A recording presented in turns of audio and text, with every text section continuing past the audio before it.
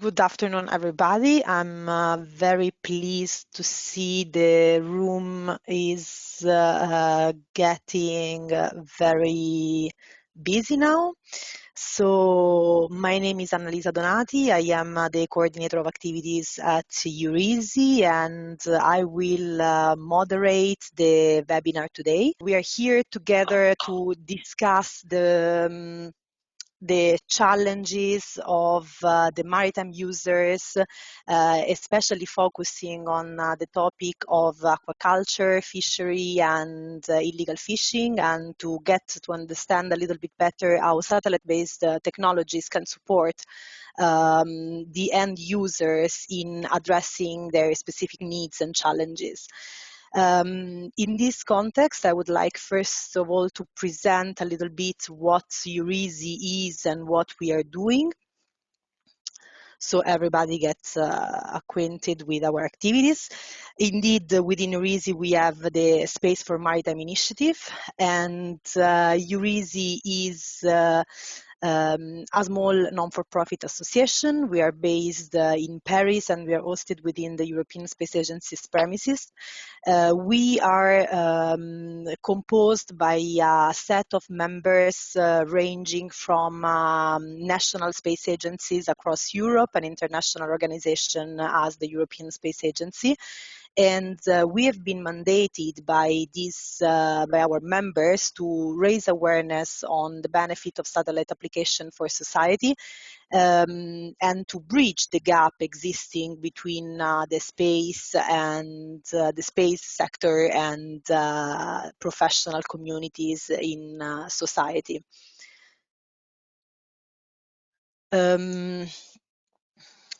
Just to provide an overview on how we do so. So we have three main pillars of action. So we do act as a facilitator because we explore in the field and we collect user cases of early adopters of satellite space application, and we promote their stories and their experiences, thus promoting the benefit of satellite application. We do act as a matchmaker, and we put in contact the service providers active in developing cutting-edge solutions, and again, professional communities that can benefit from it from a diverse range of sectors, so from health to transport to energy to smart cities, so to local, national, and regional administration, to a lot of different sectors. And we act as an advisor to bring back the feedback gathered in the field to the policy and decision makers. So we do try to understand the gap existing between the solutions developed and the uptake of the solutions, and we try to develop recommendation on the bottlenecks and the obstacles in this uptake, and we bring it back to the policymaker to support a smooth integration of those solutions. We have a set of thematic areas that are our strategic priorities. So one of those is maritime. And again, according to the mission and the general strategic drivers that we have, within the Space for Maritime initiative, we want also to do this stakeholder map, so to identify users and to understand their needs and challenges, and this is the reason why we are here today, and to favor the interaction with service provider. And of course, we want to, again, raise awareness on existing solutions already available out there in the market. And we report back to the institutions, and here today we have the European Space Agency, about users' feedbacks and potential policy recommendation. So, given this context, we decided, again, together with the European Space Agency, to organize this set of webinars that we call the Challenges of the Blue World, because we identified sub-segments and we try to really frame all the emerging needs of the sector. And we want to exchange today, to use this platform to actually talk and discuss about the needs and prospective solutions. Eventually, the webinar, again, that has the main purpose to identify these needs, and for this reason, again, on the logistic, my colleagues will share the link to the ESA questionnaire that is online and available, and I invite all of you to basically take at the end of the webinar the questionnaire. It will need less than 3 minutes to go through the questionnaire, and with support the European Space Agency in the design of new programs. Briefly about the topic of the webinars to come. The first one today, we will talk about marine resources exploitation. So we will have representatives from the different world of aquaculture, fishery, and illegal fishing. And we will always have a cluster of companies that will provide us with a little technology perspective on what is the latest development in terms of solutions. Next webinar will be focused on secure transport and communication, and more specifically on connectivity, autonomous shipping, and the logistics. And the third one is about maritime spatial planning, so coastal protection, renewable energy, and port development. On my side is all. I will be happy to look at the questions in the chat. I will stop sharing my screen. I welcome also all our speakers that I see are connected, and I will start giving the floor to the first speaker, to our first speaker. So Isabelle Duobechon from ESA. Isabelle is the head of Member State Relations and Partnerships Office within the European Space Agency. Just a brief presentation. Isabelle coordinates at corporate level all the information on the agency's policies and action toward the 22 ESA member states, and she acts as their entry point toward the agency. She's also in charge of the coordination of several transverse initiatives across ESA, and one of those is the regional initiative. And she coordinates partnerships with entities beyond the space sector. Today, Isabelle will introduce to us the Blue World Task Force and the objectives and further action of ESA within this new endeavor. So, Isabelle, please, the floor is yours. Thanks, Annalisa. Can you hear me? Can you see my screen? We do. Okay. I will cut my camera because sometimes the connection is not so good. So I will concentrate on the presentation. So just in short, good evening, good afternoon to all. Thanks for being there. For those who do not know about ESA, we are an intergovernmental organization, so 22 member states, as Annalisa mentioned, working in all fields of space, with a budget of some 6.5 billion euro in 2021. The initiative today is linked to what we call the Blue World Task Force. It's part of this regional approach. I will show you just after what we have at regional approach. We have done a mapping exercise in 2019 on the analysis of our programs already supporting the maritime activities and the ones that are planned to identify some first gaps. This task force groups representative from member states interested. We have today 19 member states out of the 22 that are part of, plus 1 or 2 associate states. And what we wish is to identify what are the gaps indeed between the needs of the maritime sector and what could be provided by space assets, technologies or data in order to help preparing the future programs. And the survey, the questionnaire that we have issued was suggested by the member states in order to have this overall view from the maritime sector and not from the space industry or from the delegations. The regional approach that we have is following requests from member states. Today we have one on the Arctic and Antarctic. We have Africa that is starting and the Alps, and the Blue Worlds one started with requests from member states on the Atlantic and Mediterranean, but then some other member states asked also that we consider the Black Sea, Danube area, the Baltic, the North Sea and the Arctic Ocean. So it's not even limited to these ones because there are some of our member states, and starting with France that I know a bit, that have also territories in other oceans, other seas, and of course we can have a look at these challenges also. The survey itself, so as mentioned, is collecting the views of the users to enhance the collaboration. So it is disseminated via our own networks, the networks of our member states, networks, what we can find, and on social media. And so the target is really the users, so the operators, the players, the research center, whoever. With a certain number of questions that are either with multiple choice or open questions, with some details, of course, but it will be anonymized for the purpose of the analysis. The maritime priorities, we wish to know what are your needs and your challenges, not asking you if you think that space can help, really your priorities.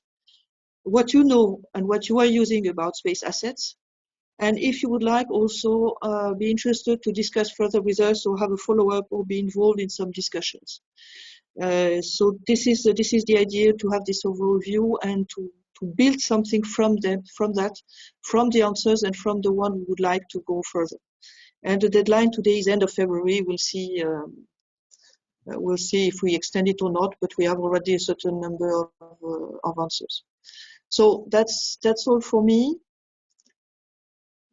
That's all for me. It was just an introduction. Of course, I'm ready to answer to question or be contacted after, but I want to let time for the speakers that will really present the needs. Thanks, Annalisa. Thank you very much, Isabel, for this presentation. And again, we will be gathering all the questions for later. So we leave the space to our speaker. So our second speaker is Mr. Lorenzo Gennari, the president of BVSRL. And here also presented on behalf of the Mediterranean Aqua Farmers Association based in Italy. About Lorenzo, since 2012, he is the president of an Italian-based aquaculture farm called BVSRL. He has also more than 30 years of experience in the field of marine aquaculture and freshwater aquaculture. Since 2011, he's an expert consultant of the Food and Agriculture Organization of the United Nations, so FAO, and basically he's a consultant for the construction of aquaculture facilities in some countries such as Saudi Arabia, Lebanon, Algeria, and Haiti. Mr. Gennari today will present the experience of BVSRL, of his company, as member of the Mediterranean Aquaculture Association, in using some sets of satellite data for mussels farming as part of the project MITI-Lab Recticus, developed together with Planetech Italy.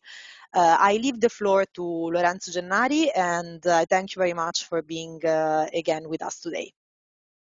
Okay, so I will try to give some answer to all the questions you asked before. So, as you said, I have been involved last year with the Mediterranean Association in an experimentation with the use of satellite data.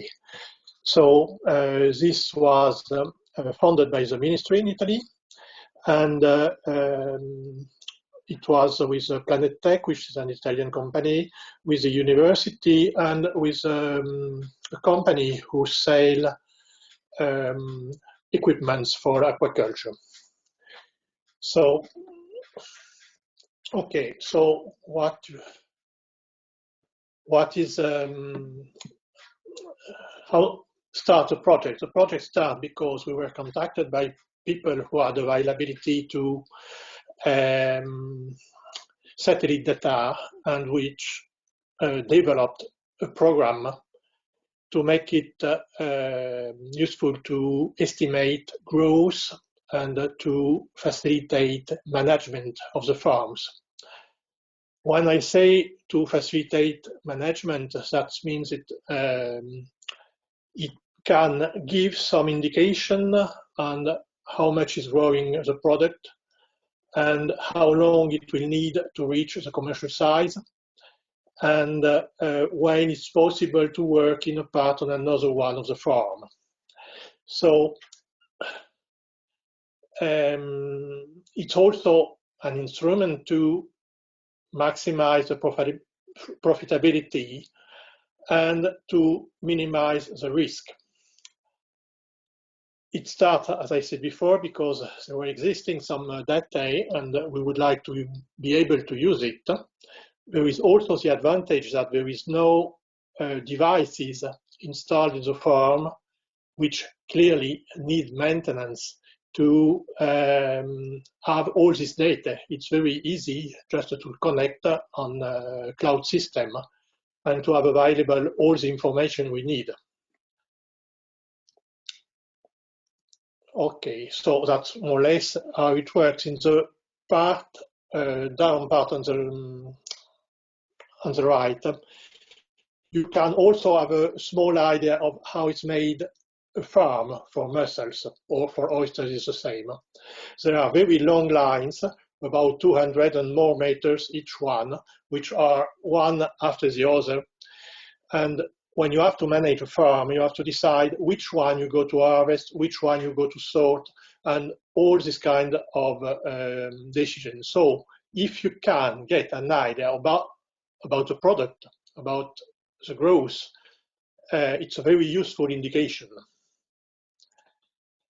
We can have available mainly two kinds of parameters from a satellite. The first one is the sea temperature, which is very important because it's directly connected with growth. More the temperature is high, more the mussels of the oyster grow quickly.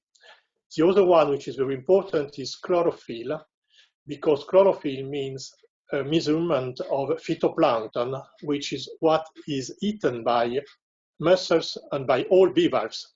So it's also give an idea about the meat content. How big is the meat, the animal we go to bring to the market.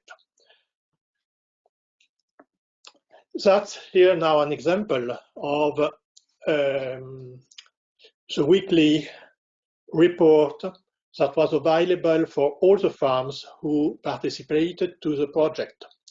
It gave information depending on the batch, because as I said before, you have many long lines and you have many batches, which are from seed, for instance, very small mussels, or from a half-sized product, which has been sorted and it's, for instance, 3-4 centimeters, or you have a final product.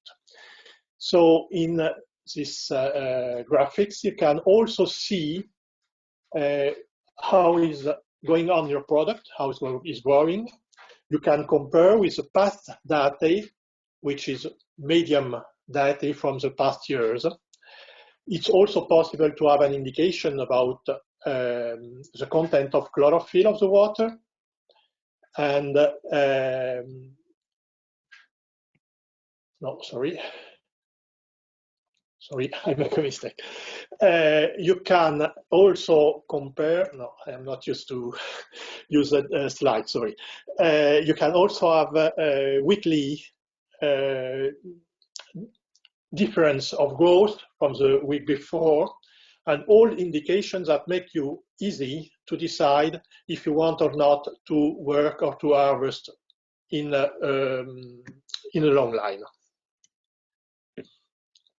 That's the example. If you can see, in this case, you can see, for instance, the two graphs, one of chlorophyll and one of temperature, and you can see also the evolution. About that, there is something else that has been very useful when we made this experiment. So from this experiment, it was also very interesting to get data from the past years and to be able to compare. In our case, it was possible to get data from the last 10 years. And it's a very useful way to understand a lot of things. For instance, it was possible to make the connection between raining data, between the Po River, which is the main river bringing water in the Adriatic Sea, and to understand better how it's going on. Here is just a map to make clear the farms that were involved in the problem, in the experiment. Many of them carry on in using this software and this service. Okay, except from this experiment, there are a lot of things that can be made with satellite data. And here are just some possibilities. I said before about historical data, that's something very important. It's important to manage the farm, but it's also important for seed selection, for aquaculture zone, allocation of aquaculture zone, for spatial marine planning. I know we will speak about it after. It can be also very interesting to get an idea about pollutant or seafront. As you probably know, after a rainy period or something like, you can have different mass of water moving from a part to another one and going through the farms. So that could be interesting to say, okay, there is a sea front which is moving to the farm. We have to harvest today because tomorrow it won't be possible. It's also important to get some data about extreme climatic events. For instance, if you need to certificate data to get refunding from the insurance or from the state, that should be very useful. On the right part of the screen, you have also some examples, just examples. There are so many, but as a producer, we are continuously involved in a survey where stakeholders more than producers. And that's some of these. In the case of the marine data to support aquaculture in the North Atlantic, I would like just to specify that the same event will be organized in the Mediterranean Sea in the next month, no, in March. And after that, you have IC project, focus project, which are all projects we have been contacted and involved in it in such a way. So there are a lot of things moving in this direction. About conclusion, clearly it can be a way to move from what I called an uncraft aquaculture to a precision aquaculture. I want to say that we are very, very far in this moment from what it can be called precision aquaculture. There is a lot of way to do, but we are doing it. There is also something I want to make clear, and I want to introduce some differentiation between fish aquaculture and shellfish aquaculture. Services from satellite, from data, are useful for both. They are not the same, but the structure of the companies is completely different. So for the shellfish industry, where you have products which have a quite low added value and where margins are quite low, we have to be very, very careful to make this the provided services quite not too much expensive. And that's something that has to be taken into account for shellfish industry. There is also something very important about the shellfish industry, is the structure of the sector. There are mainly very small companies. Sometimes there are family-scale farms, people who are not used to speak other languages than their own country language, people which have no skills with digital devices and so on. So for that, I believe that one of the way we can go should be to involve the producer associations that can do as intermediate structure between producers and farms and providers of services. There is something else that I believe is quite important. Some of the data from Copernicus are already available with free access.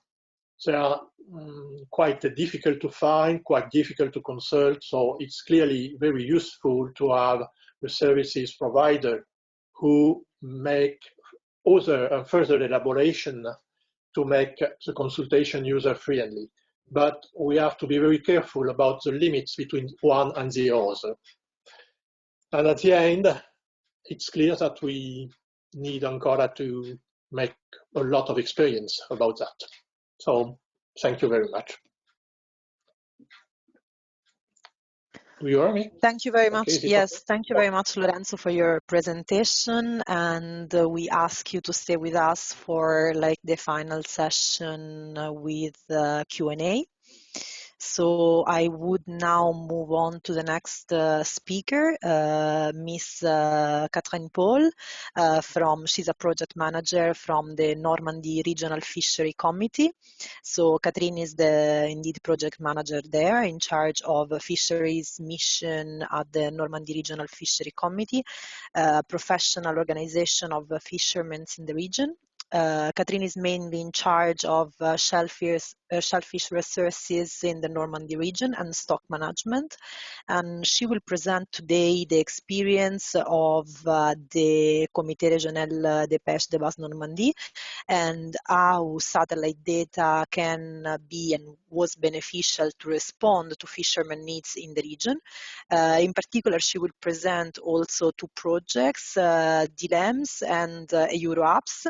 Catherine, the floor is yours, and also thank you. So I want to show you two applications of the satellites for fisheries and fishermen in Normandy.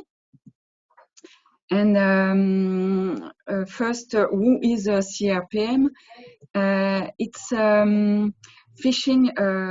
French fisherman organization in Normandy, in France. And one of many objectives is to preserve shellfish resources. And in this aim, we use some satellite data for fisheries with two scientist applications in Normandy. First, it was in 2013 about marine resources management with Musselbank. I will present you later. And the second is about algal bloom that may be harmful to human health. So the first one is about wild mussels bank in the East Cotentin in Normandy. You can show on the chart here. They were in Barfleur, Moulard, Réville, Raveneville, and Grand Camp. They were a historic mussel bank, and in this area, and a big variability. A big variability in the resources. Here you can see what I say just now. This is the fluctuation in the exploitable resources.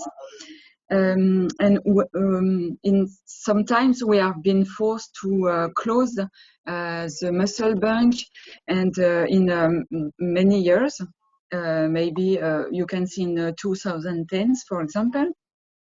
And so we wanted to know where the mussel larvae that feed this mussel bank came from. And so we use we take a study with Ifremer Port-en-Bessin. We talk about the larvae that colonize them the mussel bank. It was about dispersal larval of the mussel. And this study was to identify the origin of larvae that feed the mussel bank, the mussel bed, sorry. We have to know that the Methylissodelys has a pelagic larval phase during which the larvae are transported by currents before setting on the bottom, that is here, and they have to find a favorable bottom to development. The phase is about 30 days. And so we wanted to find out where they come from. So we use 6 drafting buoys with floating on shore, and they were about dropped on 3 sectors in the Calvados. I will try to show the result on with the line of internet. But I'm a little bit afraid about the results, so I will show the 2 graphics. That is the result of the move of the floating onshore, and it was the floating onshore. The buoys were followed by satellite data. And so here it was an example of in March 2013. And here it was another example in February in 2013. And here, so the result was that this experimentation show us the displacement current and the effect of the wind. And so it was that wind with northeast during 40 days. There were some displacement of larvae. We come from the northeast to East Cotentin mussel bank. And the second example, it was that if the wind is constant during 40 days and it comes from southwest, there is alimentation of auto-alimentation of larvae in this sector. And so the satellite data was very important to understand this, and they were coupled with meteo data come from the reality. And so that permit to CRPM to collect information about this current. And the second application is now. It's an Interreg program, ask Euro abs, and it takes about arms. Abs is harmful algae blooms, like amnesic shellfish poison or dinophasis. it causes the contamination appears with a delay in the shellfish, and it can cause some intoxication when we hit shellfish. And so to survey the marine resource, fishermen must sample and must analyze the shellfish in order to allow fishing. And so it's very expensive. And the problem that we can't predict the contamination in the shellfish because there is a delay between apparition of the bloom and apparition in the shellfish. And so ROABS is an Interreg program with United Kingdom and with IFREMER, with Plymouth Marine Laboratory, which is the leader, and other partner. And the aim is there are three objectives, and the first is to create a monitoring network and a cross-border data portal to assess the good ecological status between France and England, and it's about water quality in the channel. And the second is the most important for us, fishermen, because and it joined the presentation of my I don't remember, of Rosie, Lorenzo, I think. And c'est to produce an online alert system to detect water quality and to detect HABs. And they use data from Copernicus satellite. And so it's very useful for us. Because I hope that it can be a tools to indicate to the fisherman, be careful, there is a bloom. Here you can see in the red color that there is a bloom here and here. And so we hope that it will be useful to prevent fishermen that there is a bloom and that they have to to be careful in the analyze and in the fisheries. And it can detect also chlorophyll A, stratification, and turbidity, oxygen. And so I hope it will be a data which can be easy for fishermen to use. So that is the aim of data portal. And so the third point is about socioeconomic, but it's important for us, but not for today. So I think I have told everything. So I hope it was okay. Thank you. Thank you very much, Catherine, for the presentation. Indeed, very interesting. And I, again, will invite everybody, if you have any question, to write on the chat, and I will move to the next speaker, who is José Luis Melo, member of the board of Excellence Sea Technologies from Portugal. Jose indeed is a member of Excellence Sea Technologies and has a long-standing career in navigation and fleet management and control. In 2014, he took his role in Excellence, and which is a company created as a spin-off of the Inov's Sea Technology business area.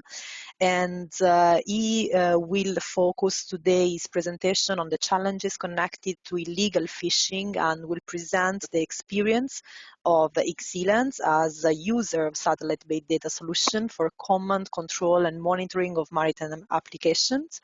Jose, the floor is yours. Thank you very much. Thank you very much. Can you hear me? Yes, we do. Yes. Okay. Good afternoon. Thank you for your kind invitation to give me a chance to share with the audience what we do and we have been doing in the past 30 years now regarding to the development of technology and supplying solutions to fisheries administrations to be able to monitor and manage their fishing fleets in the areas of their jurisdiction.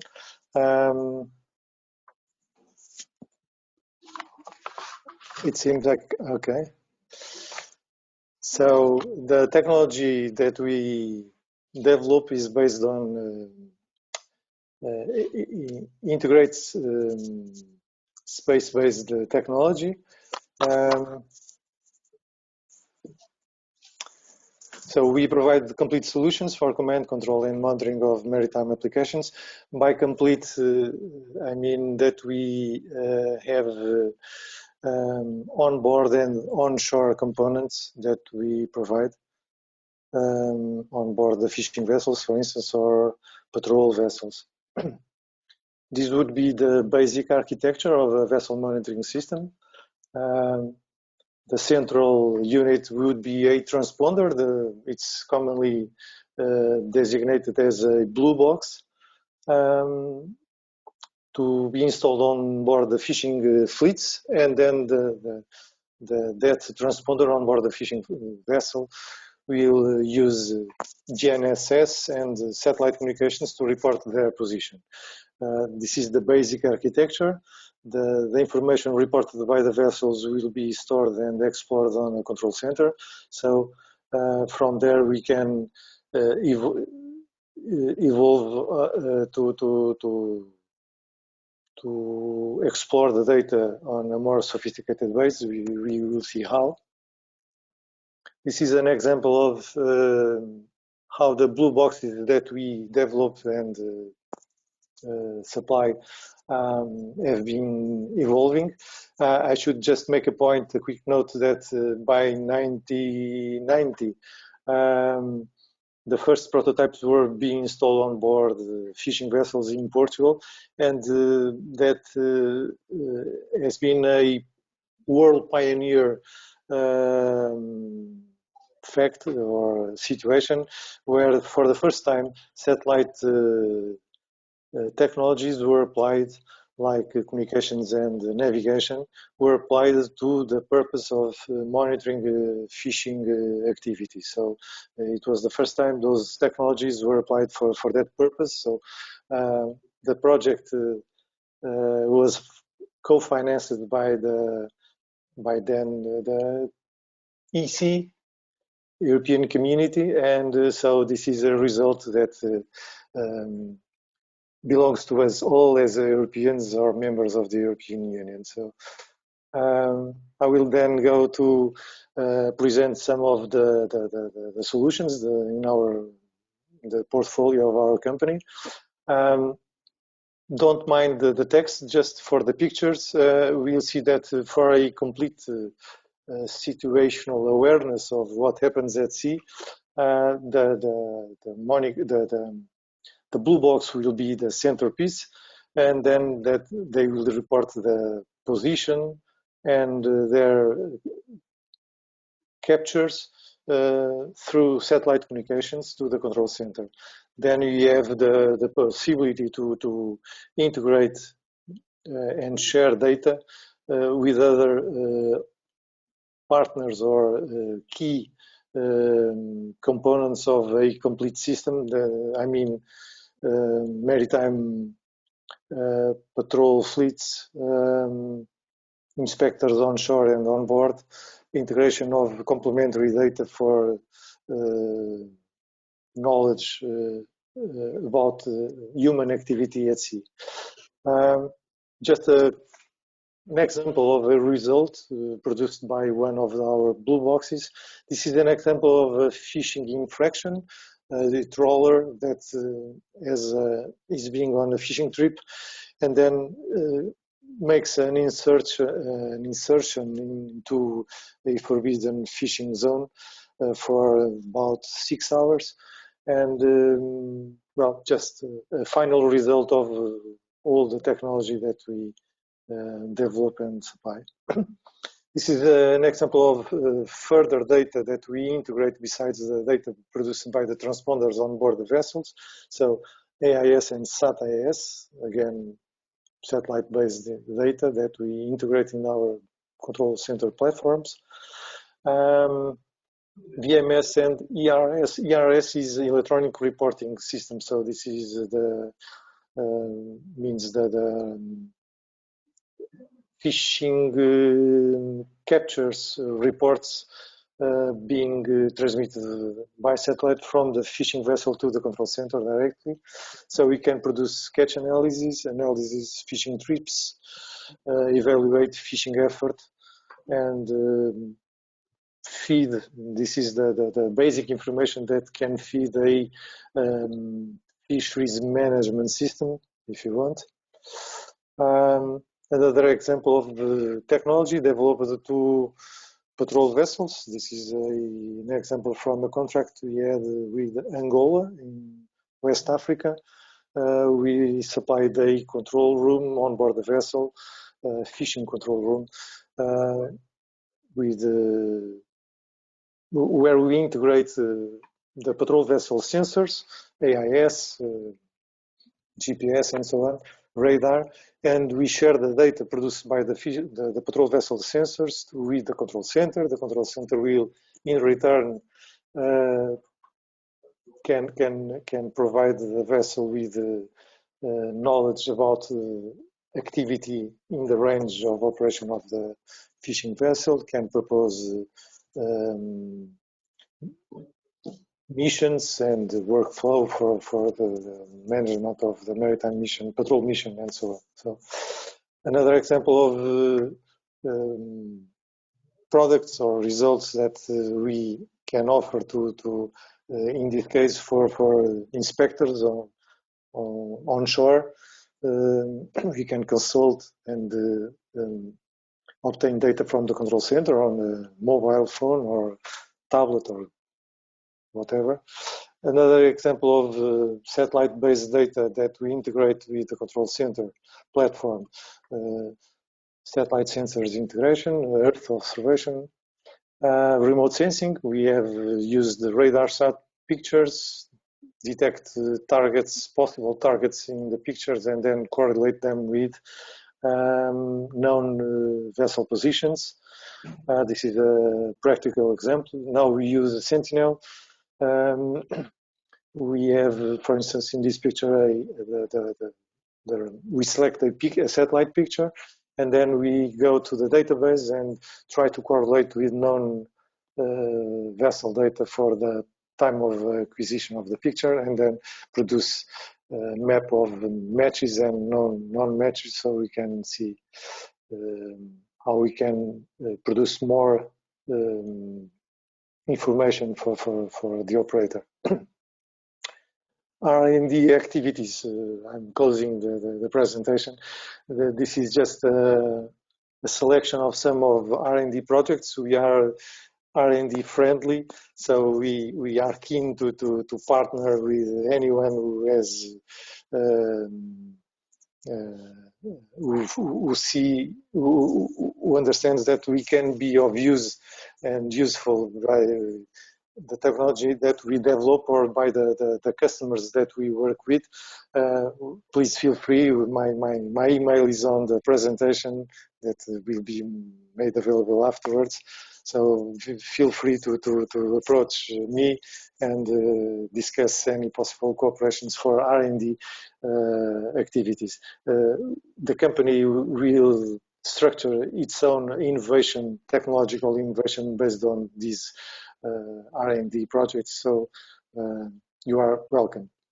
So this is an example of a project done with ESA, from which rose the one of the blue box terminals. An example with a project with JRC for evaluating the use of satellite radar images applied to the fisheries monitoring. And then the first project to develop at the European level, European Union level, this was the first project where the first prototypes for electronic fisheries logbooks being made available on board the fishing vessels to report our data from the sea directly to the control center. And another example of satellite communications being made available in airborne inspection teams. So this sums up with a number of results on the field.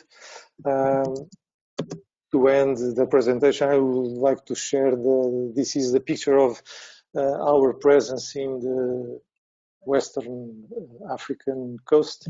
This is the Gulf of Guinea. It is notorious for currently for the huge problem with security. We have projects over there for security.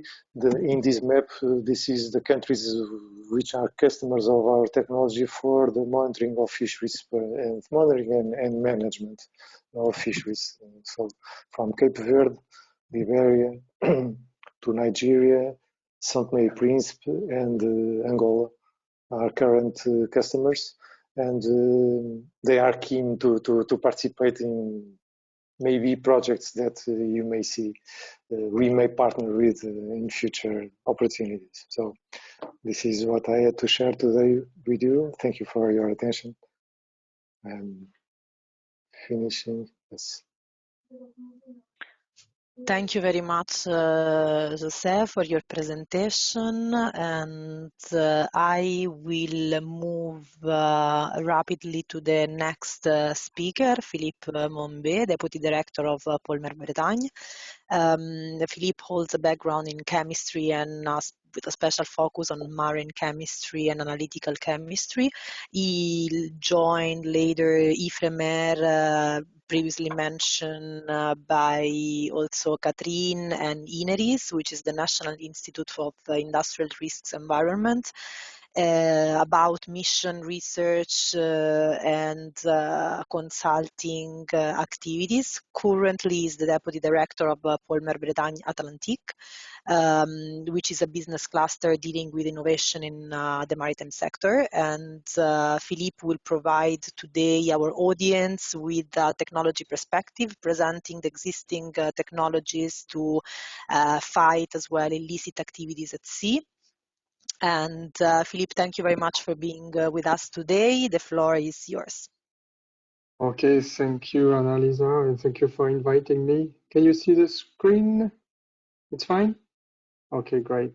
So thank you. Just maybe to start, a few words about us and our entity. So I'm the Deputy Director of the Sea Innovation Cluster that brings a membership of about 400 entities that are interested in maritime innovation. So it brings companies, academics, and professional organizations from defense security to marine renewable and fishing and etc. So, but inside our cluster, we have a small entity that called More Space, in English, More Space.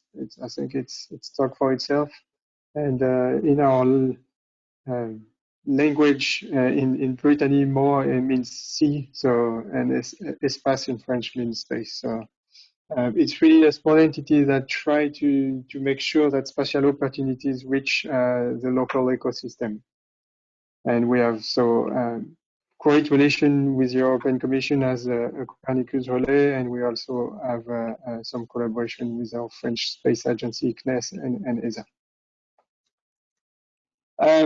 Just to be quite quick, because I have not too much time, but we talk a bit about illegal fishing. So the thing is, with illegal fishing, you have to think about up to 1 in 5 fish sold today is caught illegally. So it's quite important to fight against illegal fishing, to make sure that the fish stock will remain sustainable. And it's also quite important to promote sustainable fishing. So I'm gonna try to show you 3 concrete examples where space and data, space technology and data from space bring added value. So the first one was a bit similar probably that what José Luis Melo presented. So it used a vessel monitoring system, VMS beacons, with SAR images, radar images, together to try and to succeed in the identification of illegal fishing boats. So by combining these 2 information, the VMS beacons is supposed to tell you where you are or where the fishing boat is, and if he has a license to fish.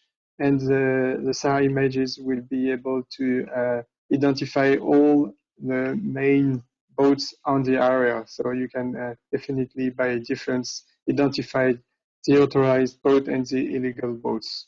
And from there, you can then ask the enforcement intervention if you want to make sure that you want to stop illegal fishing. So that's quite classic. It's not so new because it exists since years, but it works really well. In the Indian Ocean, close to the Réunion Islands, that is part of France, there was a huge trouble with illegal fishing with a fish called légine. And since this is in place, the stock of this fish has been brought up very much. So it works as fishing boats knows that they are watched. The second technology is pretty new. I mean, the technology itself is not new, but it's used for the maritime sector is quite new. It's called ELINT, Electromagnetic Intelligence. We have a small company in our membership that set up an infrastructure to deliver these services with nanosats. And this technology actually helps you to detect any boats on the sea, even if these boats have shut down their AIS or not, because they just identify the all electromagnetic emission. So they can really detect everything. So if you manage to see on the picture below, on the left side, it's what is identified with this technology. So you can see different boats, and some are authorized to fish and some not. And on the right side, you can see the boats with a green square on them that has their IES on. So all the other ones are there potentially trying to hide themselves from their activities. So it's really great technology to try to fight against illegal fishing. And the last one that I show you is a combination of 2 actually. The first one, this one is more. It's not to fight against illegal fishing. It's more to try to optimize the fishing. So one could say that it gives you tools to fish more and more, but the other ones would say that it could help you to optimize fishing and to fish better. At least the second solution will explain why it helps to fish better. So the first one is Oceanographic Services. So it's made of of a lot of satellite data to understand and predict ocean condition.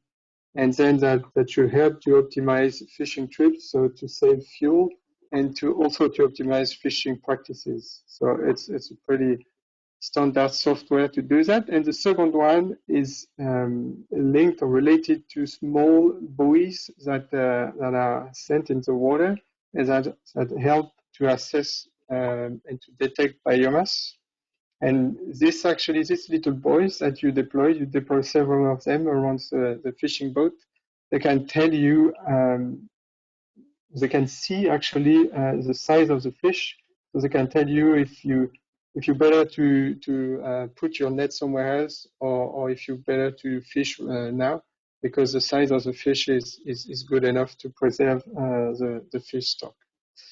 And all of this, as José Luis said, all of this is only available through telecommunication and through satellite. So it brings satellite data in the software and in the products, in the services, but it also uses satellite telecommunication to be able to communicate with the boats. That's really critical to deliver this kind of services. So what's the trend for tomorrow is really more digitalization. Once again, as José Luis said, like there's more and more data coming, and so the idea on what's really happening now is like we merge or we fusion more and more data, and we add on top of this a layer of artificial intelligence that help to deliver some new services and new technologies where, once again, satellite data and satellite technology are really important. We have now some software that are able to detect some abnormal behavior. Even, for example, if a fishing boat or a boat in general shut down its AIS, it's already can tell you that there is something going on there. So once again, the message here and what you need to remind is like satellite data, satellite technology itself is not so powerful. But if you bring together different kind of data, or if you merge satellite data in modeling or in different software, you can do very, very good things. And once again, it's the combination usually on observation by satellite imagery, telecommunication, and positioning that give you the best strength and the best asset for your services. So I'm happy to answer a few questions if you have some. Thank you very much, Philippe, and thank you all for this very, very interesting and insightful presentations. We gather a couple of questions from the audience, and we are running a little bit out of the time that we thought about at the beginning, but I would be very happy if you could indeed stay a couple of minutes longer to reply to the question. So the first question is actually addressed to Mr. Melo, and is about basically the cooperative vessels. So the question asks, what about vessels that do not integrate any AIS system? That is a condition, a basic condition that all this technology will know everything you need in a regulated space to manage the fishing activity. I mean, when you have a transponder, for those vessels not cooperant or not being part of the schema, you have to integrate as many as possible complementary sources of data. SAT-AIS is a fragile one because AIS is a system for safety of navigation, not for control of navigation. Radar images from from satellite is a possibility, a very costly one for now, when you think of the open seas and the large areas to be covered. So it's not feasible as a tool to replace other sources of data. And then you have to rely, as I had a picture in the ecosystem of components, you have to rely on port control measures. If the fishery, the illegal fish, pirate fisheries, they have to land their fish somewhere.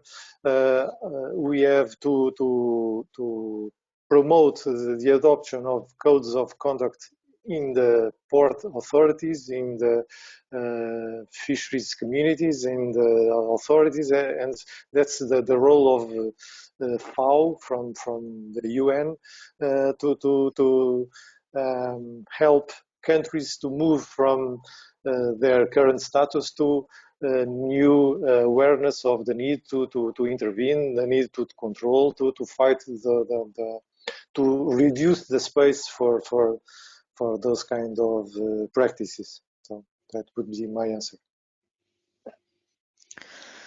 Thank you. And we also have another question, which I believe is addressed mostly to Philippe, and is asking whether optical multispectral images have any advantage over SAR images for vessels detections applications. Probably not. It depends on the ship. And the main advantage of SAR images is you can see whenever it's day or night or cloudy. As optical images, as soon as you have clouds, it's a great issue because you can't see. It's like a normal camera, and so you usually have better resolution with optical images. So that will help to define what kind of ship it is. But I would say that for maritime surveillance, the SAR images are probably the ones that are the most used. Isabel might complement that probably, but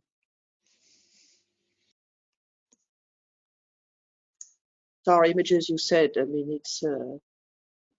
it's you can have it anytime. So I believe a lot in what you've shown also,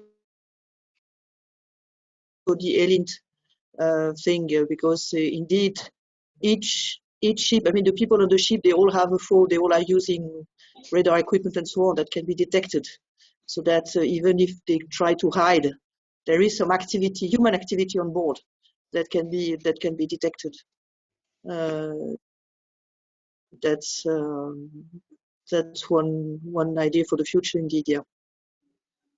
but once again, if you have if it's not too much cost, if it doesn't cost you too much, if you can bring two images, SAR and optical, it would be better. It will help you anyway. But is it worth it or not? That's another question. Yeah, so there is the very last question, I would say. Areas to be surveyed. Yeah. Yes, so, and it's about, I believe, taking again from the answer of José on how can we detect the vessel that have the IAS turned off.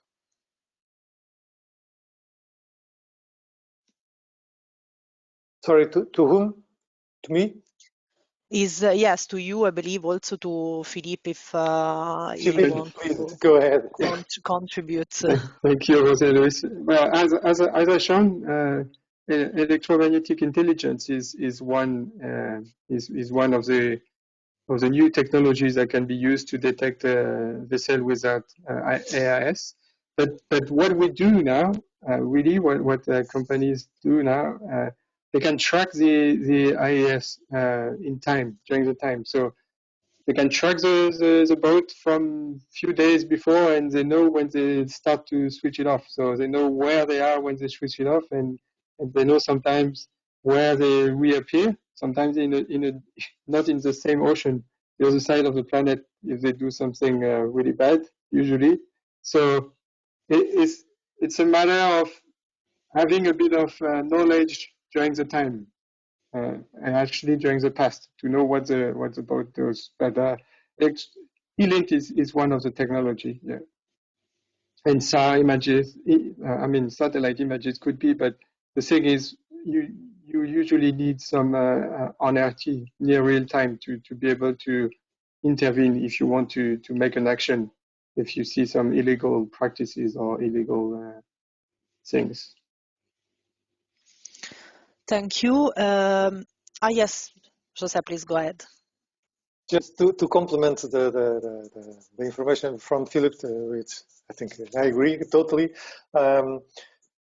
Just to share, we are discussing. I suppose the audience is interested in understanding what possibilities for new sensors, new technologies can be useful for a practical problem, a societal problem, challenge.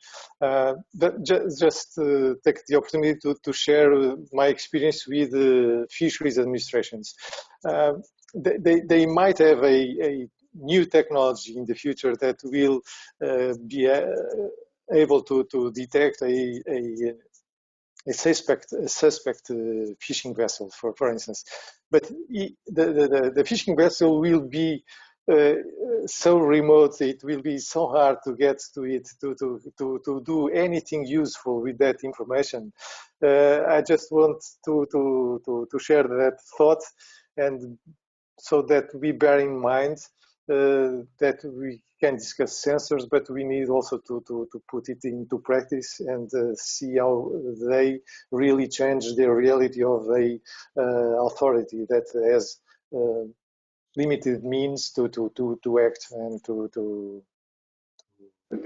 Yeah, I think what Jose said, it's really true. Like if you're in the middle of the ocean, you don't want to send one of your coast guard over there to stop one fishing boat. But what brings really satellite technology is like you can with archives of imagery or stuff like this, you can define a pattern, and then if you see that regularly this kind of boat goes there and they do the same thing all the time, sometimes it's worse than to start to send enforcement or coast guard to stop the traffic. So thank you very much, everybody. There is one very last question for Lorenzo, and is mostly about the basically if there is the need of any technical background to understand the statistics to be deployed for the growth of mussels in the aquaculture farms. Okay, no, it's a system which has been studied before, and a correlation was made between the growth and the conditions of temperature, mainly about temperature more than chlorophyll. So it's clear that you have to assess a model before just to be able to predict the growth. And it's for each species. If tomorrow we start to also do aquaculture of oysters and so on, it will be necessary for each species to assess the model for growth. So we need some study about it. And we clearly also need to collect some data of real growth just to compare. Okay, so I believe we are going towards the end of the webinar. I just wanted to wrap up before saying goodbye and final thanks to all the speakers. I believe we understood that there is a certain range of needs from the growth of the species that will need to be sold, or to the optimization of some processes, both for fishermen and for aquaculture farmers, and of course for local authorities to indeed understand some path and to avoid illegal fishing for the sustainability of the marine environment, and of course to preserve the ecosystem as it is, for instance, for the algal blooming example. So there is a need to preserve the environment as well as to guarantee an health of the final product to the consumers that will then eat the fish. So I believe that we understood also that for all those presented needs, satellite data, and most specifically the integration of different data sets, can provide a valuable contribution to and a cost-effective contribution to the to address those needs. So there is still some way to go to have a better integration and a more widespread uptake of those technologies, but it is clear the benefit. So this said, I will thank you again, all the speakers, for their availability and for presenting those very interesting projects you are developing. I thank all the audience for being here with us, and of course we will make available the presentations, and you can approach us anytime if you wish to come back to any of the speakers for, again, cooperation or just further question. Thank you very much, everybody. Have a nice evening, and we see each other soon.